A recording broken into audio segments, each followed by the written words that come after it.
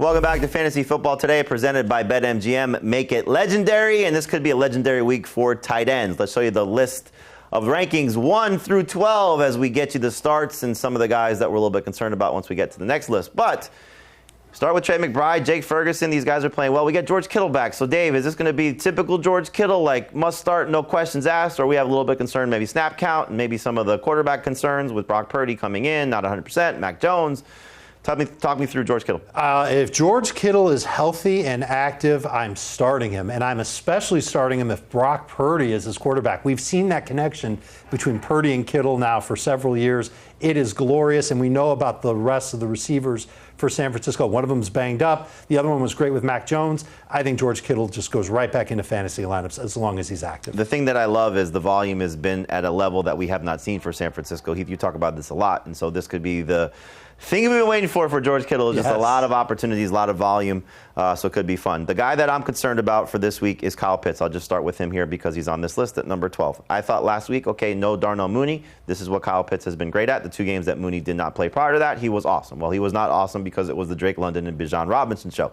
Now we have a situation with Kyle Pitts against a 49ers defense that, for the most part, has been good against tight ends. However, they do not have Fred Warner anymore, so this defense is not looking the same. So I think you look at Kyle Pitts as a starter, but more of a low-end starter, get the targets back in his favor. We're looking at the list now, 13 through 24.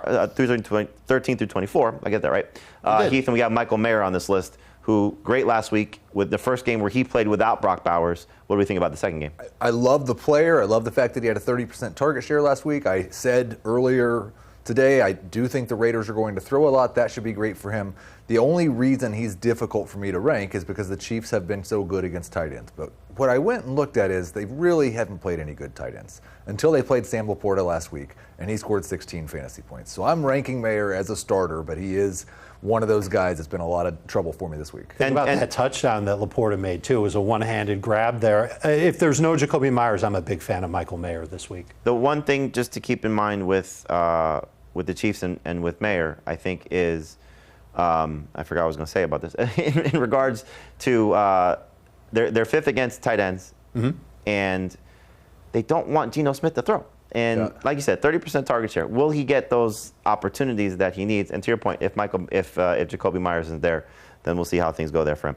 Let's look at the starts and the sits for this week. So, Heath, you're starting Harold Fannin. I mean, just great opportunity. Yeah, we don't think David Njoku is going to play. Harold Fannin's been good in 3 of his 6 games with David Njoku, and now you're facing the Dolphins, who give up elite tight end production almost every single week. Easy start for Harold Fannin. Zach Ertz is somebody you like, Dave? I figure he's a safe bet for at least 6 targets. It should be a high-scoring game against the Cowboys. Cowboys defense can't stop anybody. We got a taste of Ertz coming back last week and getting some good numbers. I think he does it again this week against Dallas. And we'll see about the receivers because Terry McLaurin and Deebo Samuel not practicing on Thursday. So could be an opportunity for him to continue. He had 3-game slump prior to last week, so hopefully continues to play well. The guy that you're concerned about ranking, the guy that I have as a start, is Mason Taylor. So have a Mason Taylor conversation for a second here. So what's your concern about ranking him this week? The concern about ranking him is he going to get the targets? Because last week he did not get the targets. He had, 1 target, maybe 2 targets, 1 catch, 2 yards. It was an absolute nightmare. And I know there's no Garrett Wilson. And there might not be any Josh Reynolds in this game either.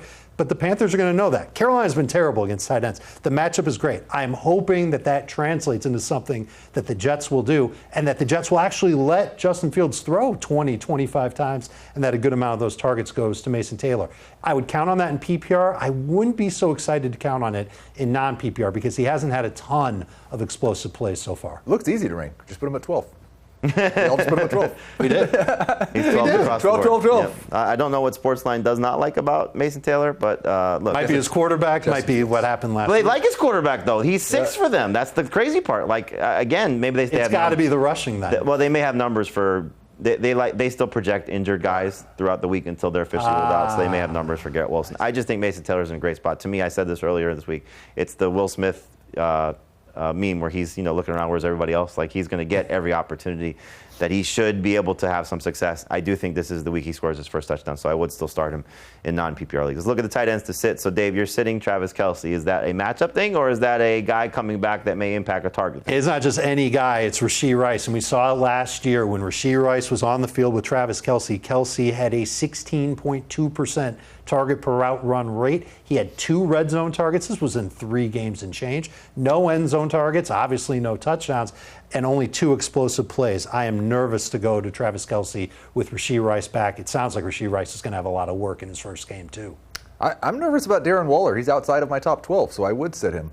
4 touchdowns in 3 games. Facing the Browns, they have an implied total of 17 points. There's some minor weather concerns now. We'll watch those. But the Browns have given up 4 touchdowns to tight ends this year, which seems like a lot. All of them backup tight ends, all of them that your normal person could not name, just random people. So it's a Julian Hill week, is what you're saying. All the starting tight ends against the Browns have been held to single digits in terms of fantasy points. I think this is a disastrous day for the Dolphins offense, and I don't want to start Darren Waller. I'm a little concerned about Hunter Henry. We've seen his numbers now the last couple of weeks go in the wrong direction, and it kind of ties into, I think, what could be a scenario that we have to keep an eye on. Both games on the road. He's had 3 good games so far this season. All 3 have been at home. His down games so far this season have been on the road. And this is a Titans team that did struggle against Michael Mayer last week. Well, they held both Tyler Warren and Trey McBride to under 10 PPR points. So they've done a good job against defending tight ends. So I think based on what Hunter Henry has seen, Heath, you talked about this on our Fantasy Football Today podcast with Drake May and this passing offense. Every week is a different guy. Yep. And I think that's the fun thing that we're seeing is, well, Hunter Henry's time right now is not just to be the focal point. And maybe that comes back to, something that we look at. But for this week, with all the streaming tight ends, I think Hunter Henry, an easy guy to get away from. All right, we're going to take a break right now. We come back and get into your questions. Send them to us on Twitter, on X, using the hashtag AskFFT. We'll answer your questions next here on Fantasy Football Today.